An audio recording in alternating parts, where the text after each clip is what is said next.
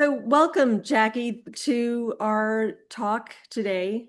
Um, this is Keith Barraclough. I'm Kate Lorenz. We're the co-creators of the Redhead Project. Keith, do you want to say a word about what that is? The Redhead Project? Yes, Sure. The Redhead Project was a personal project of mine, or of ours, it is started still. and still is, started 12, 13 years ago, 12 years ago, I guess it is. Yes.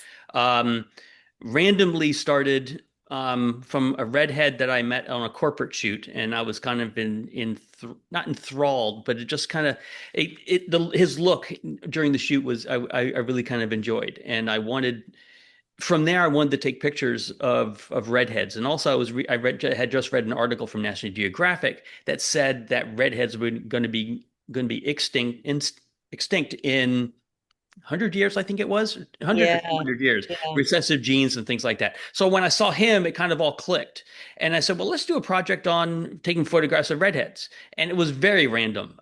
If he was bald, this would be the bald-headed project. I'm really that random. Um, so we um, so we started taking pictures of redheads. We just asked, I didn't know any redheads at the time. Kate and and obviously not redheads. We knew one redhead at the time, and we still haven't photographed her. Ironically enough. And Um, and you're a professional yeah, I'm a photographer. professional photographer. I'm a corporate editorial advertising photographer. So this is a personal project that I show clients that I can take really nice personality shots of people, people who are not famous, not used to getting their pictures taken, but I can take really nice personality shots of them and really kind of peel back the layers and show who they really are beyond their red hair. And so, we capture redheads' unique stories through the portraits. Yeah, yeah. Well, And the Redhead Project, I think, is absolutely fascinating. It's wonderful how we all present ourselves so differently. But yes. it's also fascinating to me that it was the look of this first guy Yeah. that got you interested in this subject, because red hair is something that provokes strong reactions and usually strong attraction for photographers and artists, and always has done. Well, And it this was, is a but great segue. I just want to give you a chance, Jackie, to first of all, thank you so much for joining us. Um, Not at all, my pleasure. please say a word to introduce yourself to everyone. You're obviously an author and much I more. am, yes, yes. And it's fantastic to be here. And hi to everybody who I can't see, all my fellow redheads, my people.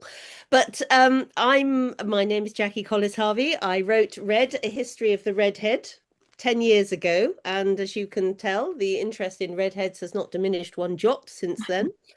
I am now a full-time writer, but I trained as an art historian. I worked in museum publishing for many, many years, so surrounded by paintings of redheads, every kind of imagery you can imagine.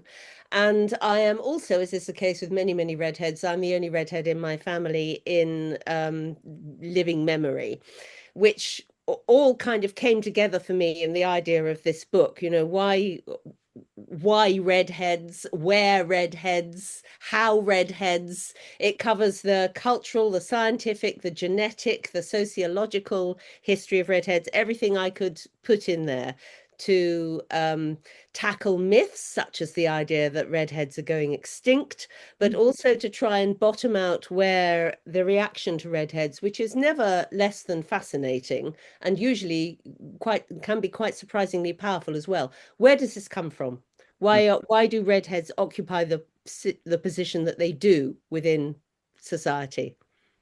And it goes back, and we'll talk about this later, but with you being an art historian, and I studied art history in college, and a lot of your book goes back and relates to Renaissance art and how both the color red and female redheads and even Yeah. male redheads, depending on where the painting was done, whether it was in Europe, whether it was in Asia, it would depend on the color would depend on the energy that they wanted to give out, or whether it was an evil thing or a positive thing, Yes. or Yes. beauty, erotica, those kind of things, and Yes. how that Yes. kind of it really Yes. kind of it was fascinating how that you can look at a map basically and say, oh, well, this is where that was taken from, so that's where this, Yeah. and you Yeah. being surrounded by all that art must have been Yeah. extremely fascinating. It was. It was. In fact, it was the reason for the choice of the pre-Raphaelite image on the cover of the book. I mean, not we all love the pre-Raphaelites, and the pre-Raphaelites marked a moment when redheads were very, very fashionable. This being how, this is as an aside, this is how otherness works. People are deeply suspicious of it, they're fascinated by it, it becomes highly fashionable, and then it drifts out of fashion again. But in the pre-Raphaelite period, redheads were very, very fashionable. And because everybody thinks every redhead looks like every other redhead, I was told all my life that I looked like this model, Alexa Wilding, in this one particular pre-Raphaelite painting. And here there's the resemblance is the hair, basically.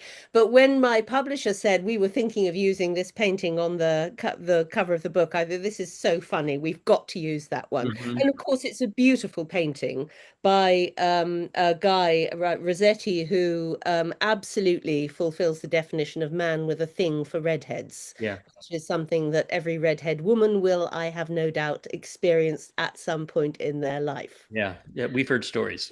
Yeah. So, for those, I'm sorry, for those of you who don't, for those of who are joining us from around the world, Raphaelite, what year was that? Was that What, It was century, 14th century, mid 15th century? Just so everybody can. mid to late 19th century, and it was a phenomenon which it was particularly strong in London, but it was a style of painting that found fans, still has many, many fans all over the world. There are American pre-Raphaelite artists, French, German, Italian pre-Raphaelite artists. The idea was, as you guess from the name, to take painting back to a style and a point before Raphael, before Mhm. the Renaissance, before grand art, high polished, sophisticated art of the sort that we all associate with everything that came after the Renaissance. The Pre-Raphaelites wanted to go back to a style that was meticulous, highly observed, had the sort of hyper-realistic detail that you find in high medieval painting, for example. And yet at the same time, of course, they were producing many, many contemporary subjects. It was a movement with a great deal of heartfelt social ambition behind it. They wanted to celebrate the lives of people in art who are not normally celebrated in art, the working man, the working woman, Hmm. Hmm. um, the underclass of society as well, which is possibly one of the reasons why redheads came into it, because there has always been this association, particularly between redheaded women and slightly illicit sexual passion, Hmm. highly charged sexual natures. And since the Pre-Raphaelites were operating, the bang on the end of the Victorian period, then they were definitely allying themselves with some of the sort of outlying groups in society. Hmm. Hmm. Interesting. do you want to share some images from the Redhead Project Sure, we can do. that illustrate some of the points that Jacky makes about the Yeah. um, Lovely. Yeah, there we go. Yeah, yeah. So one thing with the Redhead Project, what we asked them to do is come up with 5 different ways or 5 different things that kind of show their personality, and it could be through food, it could be through five different stories five about. different stories. Yes, it could be through food, clothes, props, hobbies, that they have, or experiences that they have. And here's one that, and her look pretty much says it all. So these are things that people say to her randomly on the street all the Yep. time. Yeah, Yep. I'm You're sure public everybody. property in a very weird way. If you're a redhead, you will get these random comments thrown at you from complete strangers. Yeah, Right. yeah. And it seems to always happen in grocery stores. Now, I don't know because our experience is that it always seems like, do you have a fiery temper? Is it, when they're looking at, picking up tomatoes or something like that. I don't, is that true? Is that? I've had these comments thrown at me absolutely everywhere, in airport lounges, when I've been shopping, in pubs and bars. It is the strangest thing Yeah. how the color of the hair seems to break down all the normal social conventions. I mean, certainly in England, where I'm from, that you don't talk to strangers. And in fact, I've noticed, and I greatly support the idea that redheads turn this to their own advantage. There is something that the actress Julianne Moore has spoken about, the redhead look. Mm-hmm. Where two redheads notice each other, they always exchange a little look. Yeah. It's true, we do. And I've now taken that a bit further. If I see another redhead, I will always say, great hair. And they usually So, say, you too. And we pass on our way. And it's like I love that. it's like the sort of the redhead version of, Masons doing the secret hand sign. yeah, So no, exactly. Yeah. like, Yeah. Yeah. we know where you're coming from. The last time I did it, I was at the coast in Suffolk, and there was this adorable little tot on a scooter whizzing past, and she had a helmet on, just as she should do. And her dad was way, way behind her. And she turned around and took her helmet off in this beautiful, petulant 3-year-old red-headed fury and said, Daddy, catch up. And as I went past her, I said, great hair. And her father looked at me and he just went, yeah. That's great. That's great. Well, this probably says it all for you too.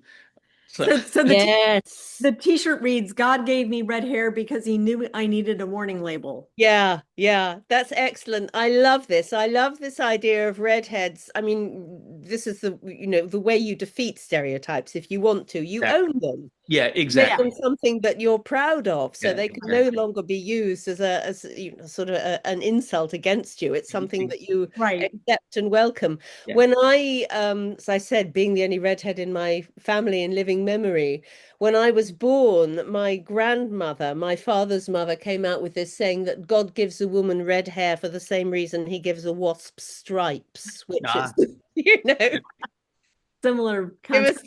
assistance. Yeah. So, so here she heard all her life that, or she was was the that only she was she's the asked, only redhead in the family. Right, well, yeah. she always asked, "Are you the milkman's daughter?" Oh, yes, that too. Yes. Handsome red-headed milkman. Yeah, Yeah. Yeah. exactly. Exactly. Yeah. And Anna Jean is very passionate about genealogy and her family history and I loves think, her red yeah, hair. and I think she made this shirt, or she designed. I don't think it was one something she bought off the shelf. I think she I actually don't know. had Good it for had it made, her. which is Good which for is really kind her. of fun. Which is It is, it does immediately, if you're a redhead, it does immediately bring up your genetic ancestry because it is a recessive gene. So yeah, both your mother and your father have to be carrying it, and it's come together to make you. This is why you end up, you can have these uh um 4 blonde brunette kids, and then the one at the end is going to be a redhead. It's the yeah, strangest thing. exactly, And exactly. could you speak a little bit about the MC1R gene?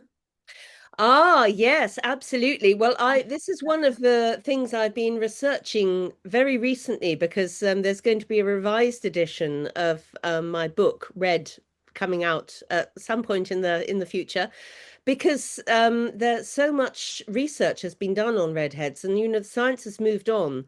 And we used to be told that there was one gene responsible for red hair, which is the MC1R gene, and it's now known that there are many, many genes which can produce red hair or freckles or other characteristics associated with red hair. There's an entire, spectrum of genes that can go into being, sort of dark, dark red hair, very, very pale skin, much, much lighter hair, strawberry blonde, but, still with the other redhead characteristics. And of course, it doesn't only affect how you look. There are, because of this interest in redhead genetics, a lot of other discoveries have been made as well. There is a predisposition amongst redheads for Parkinson's disease. There's not an greatly increased likely significance of it amongst redheads, but there is enough for scientists to have got interested in this. there is a link between redheads and Tourette's syndrome as well, which may very well be because we are adrenaline, our systems can manufacture adrenaline much more quickly, and our cells can take it up much more quickly than people with other hair colors, than their systems can, which is probably the basis for this idea of a redhead having a fiery temper, because we react rather than respond, and maybe associated with Tourette's syndrome as well, and with ADHD and the whole spectrum of other aspects of personality like that. So although us redheads think of our red hair as being the most significant aspect of our character and our lives and our idea of ourselves, as far as a scientist is concerned, the red hair is just a useful indicator that you've got somebody here with a whole load of other very, very interesting things going on in their genetics. Interesting. So you're with all the information that you had written about redheads, which was, when I was going through the books, this is way more information than I ever thought anybody ever could put together. And I'm surprised that the book is really only this thick. Yeah, well, it could have been it could have been a lot thicker, but is the next version going to be twice that? Because no, we're keeping it to the same kind of size, because of course the new research I'm putting in is replacing the old research, which is coming out. But I wanted it to be, my idea of this was not only that it was going to give redheads the real facts, not just the nonsense that gets repeated from one website to another, to another, to another on the internet. But if I couldn't find out that it was true myself, prove it was true myself, with some kind of scientific basis to it, then it wasn't going to go in the book. So that got rid of an enormous amount of nonsense. Yeah. And then I wanted it to be something that would be a good and easy read for people who might know nothing about red hair other than the fact that they were a redhead themselves, and they were curious to find out about themselves and why they provoke these reactions in other people. Yeah. And it's interesting because, as you know, and well, that is, as the lady said with the cardboard, that are you Irish? Everybody thinks it's got to be you got to be Scottish or Irish, and that's the first thing they say. Where it didn't start there. No, it did not. It did not. Scientists have been able to track the gene for red hair back about 60,000 years. There's this very elegant scientific method called the biological clock, which means you can tick, tick, tick, tick, tick back through genetic development.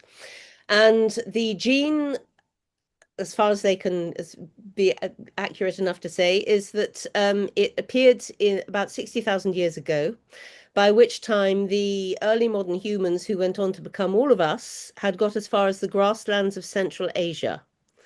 So it's originally nothing to do with Ireland or Scotland or Scandinavia at all. The small early human population branched off left and branched off right. The people who went left ended up around the Black Sea, which is why you get in Herodotus, the Roman historian, you get accounts of these red-headed tribes, the Scythians, around the Black Sea. They followed the river valleys up into Northern Europe. They arrived in Scandinavia. They undoubtedly arrived in Ireland and Scotland as well.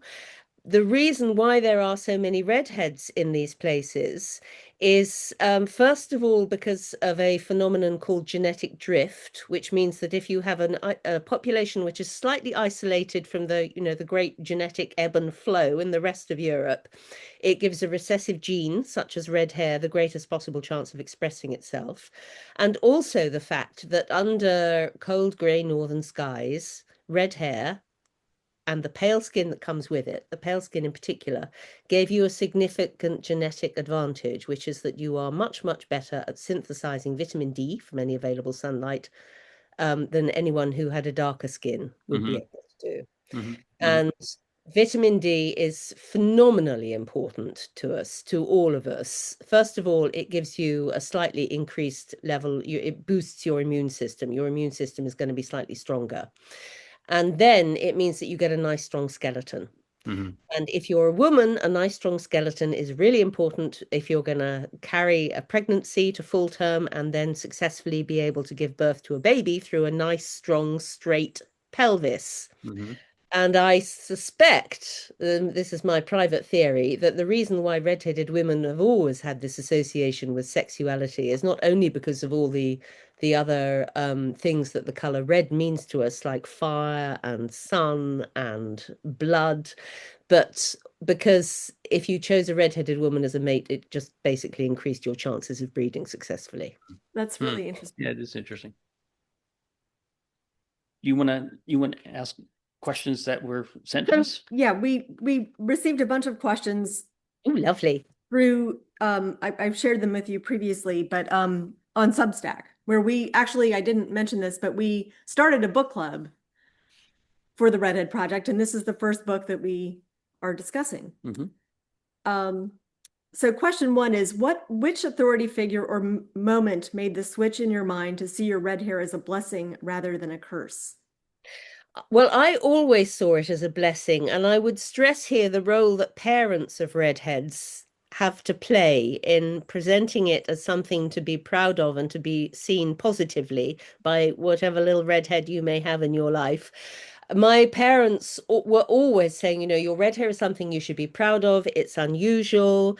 And in a way, if they were presenting me with an authority figure as a model, the one they presented me with was Elizabeth I. And you can't get much better for a little girl than that. Yeah. And Boudica is supposed to have had red hair as well. I grew up in East Anglia, which is where Boudica is supposed to have come from, the pre-Roman queen of the Iceni tribe. And between her and Elizabeth I, I was very, very happy being a redhead. I have been happy being a redhead all my life. When I began to do events around the publication of the book, I was really shocked to discover how many redheads, even redheaded women who normally get a far better part of the deal than the redheaded men do, how many redheads had grown up with this very, very negative associations with their hair. And in some cases, it had taken almost a lifetime to come to terms with the fact that they were redheaded and to feel proud of that, which, it's shocking. It's something we're sadly so familiar with where stereotypes are concerned. They can really do damage. So I would say to all of those parents of a redhead out there, it's up to you. As soon as they're aware of themselves, get them aware of their red hair as being a good thing. Yeah. What were you going to say, Keith? I would imagine that kids can be cruel. Yeah. The second, third graders, and when they pick up on red hair, you're different, so they're gonna pick on you. And red Yeah. hair equals different, which Yeah. equals not one of us. So they're gonna pull on it. They're gonna tease Yeah. you. They're Yeah. gonna call you Yeah. names, and Yeah. that way, I would imagine that association really says, I want to change my hair color. I want to shave it off. I want to dye my hair. I don't want to be a redhead anymore. Yeah. And Yeah. like you said, it goes back to the parents because I'm sure the kids will come back and say, "How was school today? I got bugged. I got teased Yeah. again." Yeah. And Yeah. then show them how powerful you are. And there are role models, like yourself or like Queen Elizabeth, or There are role models. even cartoon characters. Scooby Doo had a redhead Yeah. in there. Yeah. Was Yeah. it Kim Possible or whatever that? What's Yes, that? it's a character. The character called Kim Possible, and I think it was Mhm. in the books. So Mhm. they have I don't Raggedy know. Ann was a redhead. I think it was a cartoon. Was it a Yeah. cartoon? Pippi You never Longstocking saw is a it. redhead as well. Sorry. Pippi Longstocking, Yes, yes. wonderful example for kids, full of self-reliance Was and it, resource and was it Rapunzel redhead? Was she a redhead or no? all Isn't the I'm photos thinking I've seen of she her, was. she's a blonde, but what the hey, she could be a redhead. Who is to know? I'm thinking it was black and white in black and white. Yeah, yeah. There are many, many more positive images for little girls than there are little boys. But Yeah. Tintin was a redhead, for goodness Mm. sake. And speak a Yeah. little bit about it was about boys, redheaded boys. Oh yeah. Well, it is tougher for boys. I met as when the book was first published, I met this lovely guy who said it had been easier. He'd been dyeing his hair, and he was a model. He'd been dyeing his, you know, when I say dyeing his hair, I mean every hair on his body for years. And he said it was easier for him to come out as being gay than it was for him to come out as being a redhead, which is Wow. just shocking. Yeah. But it is different for boys, and the reason it's not so much the hair, it's the pale skin that so often goes with the hair, because pale skin isn't supposed to be an attribute of female beauty, not male beauty. And men were supposed to be able, hunting, shooting, fishing, going out into the fields, bringing back supper slung over their shoulder, and then if you have pale skin and you get sunburnt, that's so somehow it's supposed to be wimpy and unmasculine. At the same time, however, there is, of course, the berserker type male redhead, the sort of the Viking marauder, the Viking madman who can't be controlled by anyone whatsoever. So this just goes to show you the gymnastics that the human mind will go through to preserve these stereotypes, is that you can be both wimpy and unmasculine, and at the same time this mad Viking armed with a battle axe who can't be controlled by anyone. So In art, I'm just reading some of my notes here. Art itself has had a huge influence on how redheads are seen. yeah, it has. And usually, the art redheads in paintings in Renaissance and times like that, were there male redheads in those paintings, or was it all female? There were male redheads. There is one redhead above all through whom so much damage has been done to the idea of the male redhead, and that is because of all the disciples, Judas is the only one who is portrayed as a redhead. And here we start to move into this whole business of redheads in the Jewish community, and hence the fact that it has been associated tragically for so long with anti-Semitism, with sort of Jewish anti-Jewish prejudice. I mean, you look at any representation you care to name of the Last Supper, there will be all the disciples sitting around the table. The one redhead is always going to be Judas. Now, do you think they did that just so they can, someone who didn't know the story would be able to pick that? I think it was because of this whole business of being other. I think it is because of the reason why artists have used red hair always is because it draws the eye. So it is a way of singling somebody out if you give them red hair.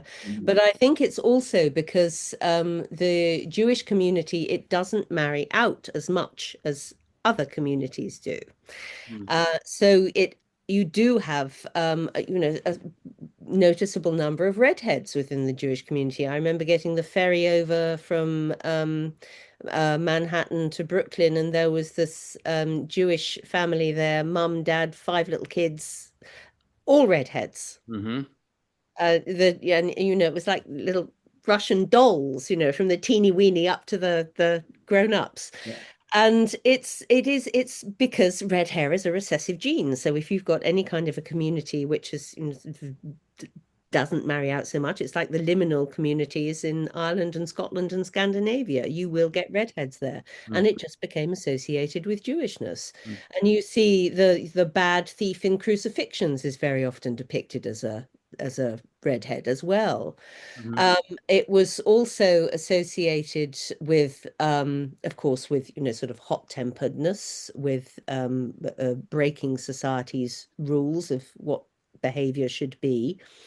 Very interestingly, when the notion of the vampire first came through into European culture, vampires were red-headed and ruddy-skinned as well, because they were engorged with all of the blood that they were supposed to have taken from their victims. It was only with the Byronic vampire, thanks to Byron's doctor, Dr. Polidori, that we ended up with this pale-skinned aristo type who, very tellingly can't go out in daylight, but somehow is never red-headed. That's interesting. Do you want to share the fiery temper portrait? Fiery temper. Oh, yes. Yeah. Let's see. Do I have that here? I hope I do. Just as an example from our Redhead project. Oh, this one someone here. who Yeah. Yeah. There you go. Good for you, lady. That's a fabulous portrait. I absolutely love your portraits, Keith, I must say. Thank you. Yeah, So, it's trying to pull out. Well, she wanted to, and Kate, you probably described this better, but she wanted to. Well, go ahead, describe what her role was. What did she try to do? this is actress Amanda Barron, and she explored how she kind of embodies redhead stereotypes: the witch with the fiery temper, Uh-huh. Uh-huh. the temptress, and the clown, and their opposite. Uh-huh. Yeah. She brought these three stereotypes to her as part of her story. She wanted Yes. to portray. Yes. Yes. She has theatrical claiming and trout and I'm mangling my words. Clown. Theatrical theatrical training in clown. If that's the right way to put it. Uh-huh. Uh-huh. Yeah. I don't know why I'm not able to speak. But it was a really fun shoot to kind of explore and how we can actually do this. And Yeah. the picture here was, there's nothing AI about it. I didn't add that in. I mean, it was hard for her to actually light it because she couldn't see. She had to look at the camera and light the match at the same time, and I had to capture that. Not easy. Yeah. Yeah. So, but it was a lot of fun, really kind of pulling that Yeah. together. Yeah. You got a great yeah. shot there. And it's really, it's showing the personality like that. Yeah. Different people and how Yeah. they think they are. That's wonderful. That's wonderful. Every little redheaded boy should feel like that. Yeah, Yes. exactly. And this too, the little superhero. Yeah. So and even that's one of my favorites. Just I think it kind of just works all the way around. And even man, he recently had open heart surgery and he wanted to show it off and he wanted to show how strong he could be. So it's fascinating, all the different aspects. And here's with the extra vitamin D in his system, that scar will heal and fade really fast. Yeah, I'm sure. And this is one you're familiar with because you were introduced to us through the Guardian newspaper article that came out on. That's right. Yeah. A year ago, February, I think it was. Yeah. And she was the lead picture in that. Yeah. It is, I was talking about the associations of red hair, but you can't really get anything stronger than the associations with fire, with blood, with the sun.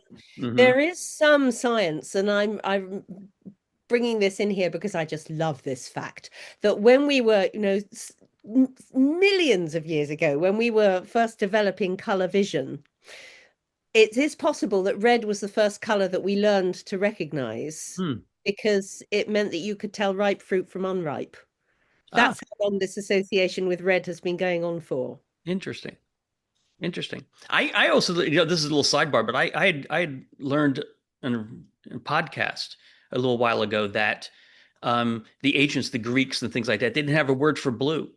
So they would look at the sky and the sky wasn't blue. It was gray. And there was no real kind of word for blue. How fascinating. So I thought that was kind of interesting. Yeah, of all the countries. Yeah, you would think. Yes. Because that's what you associate, the blue, the deep blue water, but they I could, people could write in now and all the people listening you could say, that's not true. We did, we had a word for this, but it was some association for that. And people look up and go, well, that's gray. That's not blue. They would point to that. This is one of the wonderful things about this kind of thing, about, sort of podcasting to a community like this, because you get this kind of crowdsourced knowledge. Yeah, exactly. Every so often, somebody comes up with some little nugget of information that resolves something that would be, sort of, I cannot get to the bottom of this. Yeah. There's somebody out there who knows. Yeah. And I would imagine you've learned that along the way there's so much information out there just because you read it on the internet, heard it on a podcast does not necessarily make it true. Even though it's a science program, you have to take it. Says, well, that's an interesting. Let me do some more research on that and kind of dig in a little bit. And I would imagine how long did it take you to write your book? Oh, well, there's two answers to that question. One would be all my life, picking up these pieces of information about being a redhead that people share with you, kind of whether you want them to or not. And then when I started doing it, started writing the book properly, I was absolutely obsessive about it. I lived, breathed, ate, and slept redheadedness Mm. for a good 2 years. And I was working full time then, and I would leave my job and I would charge off to the British Library when they had late opening. Thank God, bless them for doing that. And I'd be in there every single weekend. And when I wasn't researching, I was writing, or I was reaching out to people, to, sort of consultant dermatologists about red hair and pale skin and skin cancer, and um trying to work out, is there a truth in the idea that redheaded women have heavier periods, that there is more evidence of endometriosis in the redheaded community? No, absolute nonsense. Another one. Are we going extinct? No, absolute nonsense. Another one. One of the things I did discover is, I don't know if you were familiar with the Winnie the Pooh books. Mm-hmm. When he and Piglet decide to go on a woozle hunt, and they're going round and round and round the same set of bushes in the snow, and they keep seeing more and more footprints in front of them without realizing that Yeah. it's their own footprints. These facts that just get repeated from one website to another, I discovered that they're known as woozles, Ah, because they just go round and round and round and collect more and more traffic, but they have absolutely no basis in reality whatsoever. yeah. And there's a lot of those where redheads are concerned. Yeah. In your new book, um are you are you going back and saying, okay, what I wrote in my first book wasn't necessarily true. We found out new information, and that isn't true, but now this is true. Well, Have you gone I back and was said I you're was following the scientific research and, the cultural phenomenon at the time as closely and as accurately as I could. But Mhm. as with this, the MC1R, there's one gene for redheads, it's MC1R. Now, 10 years is a long time in science. Yeah. And no, there isn't one gene associated with redheads. There are all of these other genes associated with redheads, and they're associated with all of this other stuff as well, because genetic characteristics tend to be brought together in bundles. The cultural phenomena associated with being a redhead have changed as well, and for the better. Mhm. Because now, if you're a redhead bullied at school, you go back and you tell your mum and dad about it, and your mum and dad ring up the school and say, "Oi, this is not acceptable any longer." And it never was. But now people are overt about saying this isn't acceptable. And I'm so cheered listening to my youngest niece and nephew talk about their experiences of dealing with difficulties at school. They're so articulate about it, and they know exactly what to do. Whereas when I was growing up, you were kind of left to deal with it on your own. And and the world has changed very much for the better where that is right. concerned. And actually this kind of is related to one of the questions that was sent to through Substack. With the dawn of social media and new apps like TikTok, have you seen a shift in redheadedness content leaning more positively and those owning their otherness? Or do you still see the same divides like in your introduction chapter of the book on stereotypes between red-haired men and women? No, the former. I think there has very much been a shift towards more positive attitudes. You do still get, the odd glaring, dreadful, tone deaf example of redheads being used in advertising in a way where you just think, oh, come on, surely you can't be expecting to get away with that in this day and age. The difference is that no, they don't get away with it in this day and Yeah. age. Mhm. If you see some, stereotypical use being made of anybody, any kind of type, then it's commented on, and it's commented on pejoratively. Mhm. And whoever is responsible for it learns better, one would Mhm. hope. Mhm. Mhm. Mhm. She has some good questions. I'll just continue with these Yeah. questions. How would you describe your redhead identity? Is it more than just a mutated gene, or does it also envelope the experiences we encounter?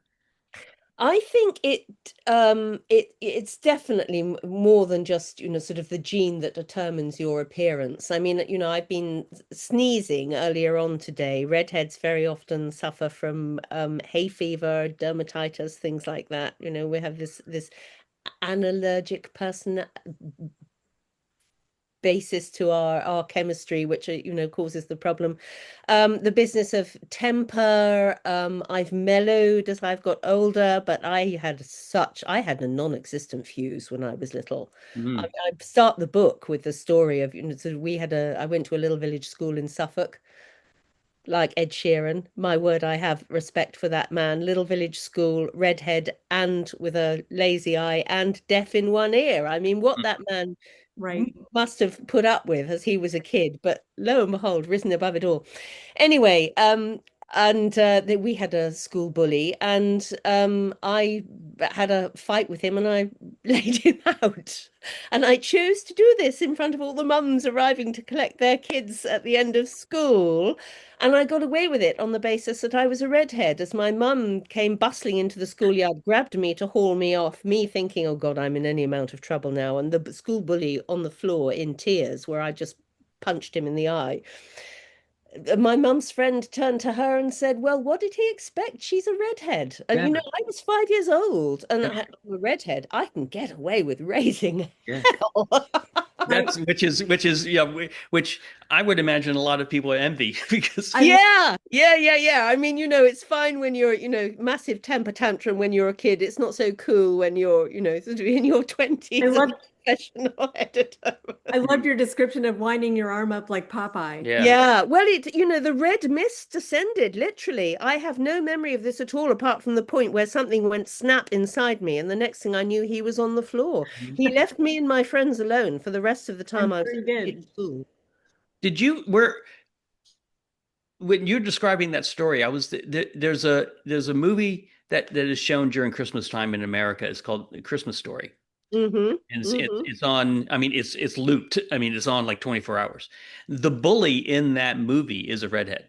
Yeah, yeah. You see, this is another. Is this the one, Scott Farkas? Is that his name, the character, I or think something? so, I do- something like that. Yeah, it Yeah, could be. yeah.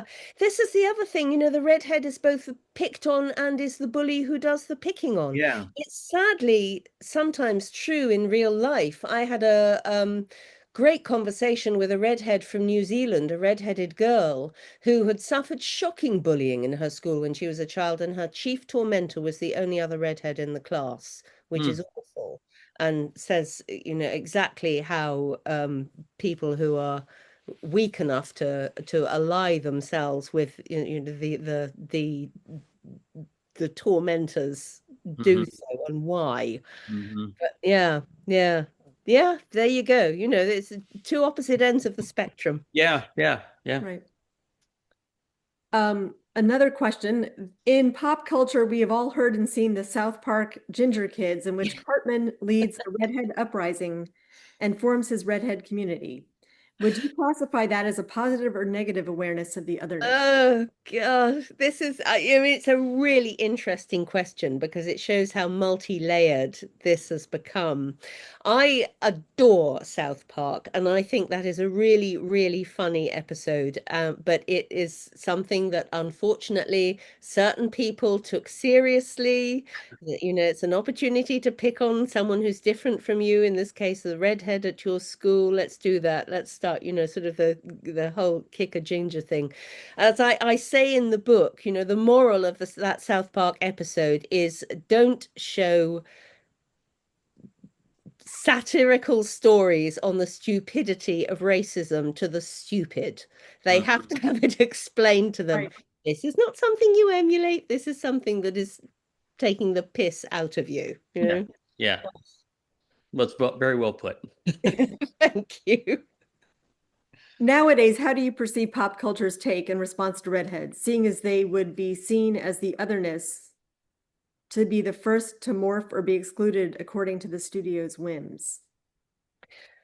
I don't know that that's true. I think that otherness is always going to be otherness, and redheads are always going to be other. I'm not aware that red hair certainly doesn't seem to be holding actresses back, for goodness sake. There are so many redheaded actresses now. There are also redheaded male actors coming to the fore, which is something that certainly wasn't happening until very recently. But you've got Benedict Cumberbatch, Dominic Gleeson. Let me see, who else am I?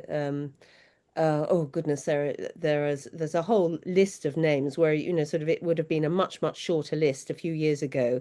Interestingly, some of the great names of American cinema were redheads, but we saw them in black and white, so we weren't aware of this. Spencer Tracy was a redhead, for example. So was Errol Flynn. Hmm.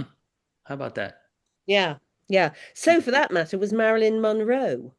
Oh, really? Yeah, you see photographs of her as a very young woman. She's a strawberry blonde. She has freckles. She has the classic redhead, twiddly widdly, pre-Raphaelite hair, which I always wanted. Mm-hmm. Of course, didn't get. And she died. She became a blonde because there were two big redhead stars in Hollywood at that time. One was Rita Hayworth and one was Lucille Ball. Mm. So she became blonde to make her stand out. Mm. Neither Rita Hayworth nor Lucille Ball were born redheads, of course. Yeah. And that's just how the movies work, isn't it? It's all smoke, mirrors, and magic. Yeah, Right. exactly. During your research for the book Red, which artist, in your opinion, captures the redhead multitudes, either visually or emotionally? Well, the pre-Raphaelites were pretty good. Were pretty good at it. Yes, yes. But they were really only portraying red-headed women. But they produce such beautiful, beautiful imagery. They had a huge cumulative cultural effect. I think the artist who depicted Elizabeth I played an important role as well, but then she was the one who was determining her image. The red of her hair and the white of her skin, red and white to the colours of St. George, who was the patron saint of England. And so she was doing something very, very clever in aligning herself with this whole idea of nationality and integrity and English Protestantism as well at the time, as opposed to Catholic Europe. Mm-hmm. I have seen some lovely depictions of redheads from the 20s and 30s. There is a particularly marvelous painting of a Norwegian fisherman. I'm trying to remember where it is. It might be the Art Institute of Chicago. This marvelous man just there, sort of really, really proudly like this, with fabulous, great big red beard. And he, the absolute Scandinavian redhead par excellence. And then, of course, you've got Van Gogh's self-portraits. Of course, he was another redhead. Mm-hmm.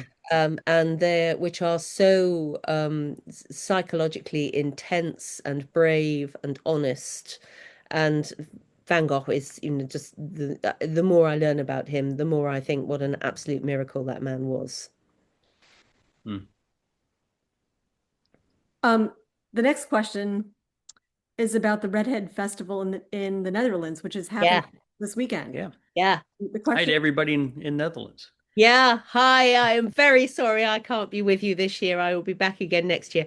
Go. If you're a redhead, go to any of these festivals, but the one in the Netherlands is the biggest and it's fantastic. You will have an absolutely wonderful time there, first of all. Secondly, you will come out with a totally different feeling about yourself and understanding of your red hair. Mm. It's something that absolutely every redhead should do. Do you see, not to interrupt your question, but do you see a lot of non-redheads walking around, or is A it? fair few, yes, yes. Very often, a redhead will bring along a non-redheaded boyfriend or girlfriend and say, "Okay, this is what I've been Yeah, talking." this is what I've been talking about. Yeah, This yeah. is what Or you're you getting have, yourself into. you've got one of those little families where one child is the redhead, and this little kid will wander in, and suddenly, for the first time in their life, they are surrounded by people who look like them, as opposed to being the only one in their Yeah, family. that must be And quite for an them, it's experience. wonderful. They love it. Oh, I yeah. And bet. there's great fun as well. There are fashion shows and there is marvelous, sort of shampoos and makeup. And you come away, you've had a makeover culturally as well as Yeah. in terms of your appearance. But we should go next Yeah, year as we well definitely and, should set go. up Oh, a yes, booth or you something like that, just to show absolutely pictures. should. Yeah, yeah, A redheaded wig, so maybe we For can. the- I For could those display of it. us, for those of you who aren't familiar, didn't catch the beginning of this, we started the Redhead Project 12 years ago, and neither of us are redheads. So, Yeah. So but we have we have a redheaded 500 connection through photos. But we have 560 redheaded friends who've been photographed both in person and worldwide. We've been anointed, I guess is the word, honorary redheads. honorary redhead I think by some of our redheads redheaded friends. Not everybody, but some of our redheaded friends. Yeah. So we take that very kindly. The next question is, have you discovered your redheaded friends or community? Have you discovered your redhead friends or community prior, during, or after writing the book Red? And what was your experience? I didn't really have a redheaded community of my own until I wrote the book. I mean, obviously, I was aware of other redheads, but one of the reasons why I launched into the book when I did is because I suddenly became sensitized to the number of redheads I was seeing on TV, in advertising, and I had this feeling, red hair is having a bit of a moment here. This is an appropriate point to sit down and assess the whole phenomenon. And I wasn't the only one to think of that either. There was Thomas Knights, is a photographer who he's not a redhead himself, although he definitely had a reddish tint to his hair when he was younger and hated it and decided out of that he was going to rebrand the ginger male, as he put it. So he has spent years photographing these phenomenally handsome red-headed men, and he and I, as he was working on the first iteration of his project at the same time as I was working on the book, so he and I met and we became fast friends. But there are any number of redheads I've seen, first at festivals in London, in the Netherlands. We sort of keep in touch with each other. And we're suddenly, I don't know whether we've created a community for ourselves, if it was always there, if we've just sort of tapped into it. But attitudes towards red hair have changed so much, and so much for the better in the last 10 years. I think that it's been sort of a cultural moment which has come of age. That's cool. I don't know if you answered this, but you're working on an updated book. Yeah. You have a anticipated time that it will be out? No, I was hoping that it might be out for the 10th anniversary, but if you're an author, you're in the hands of your publishers where this sort of thing is concerned.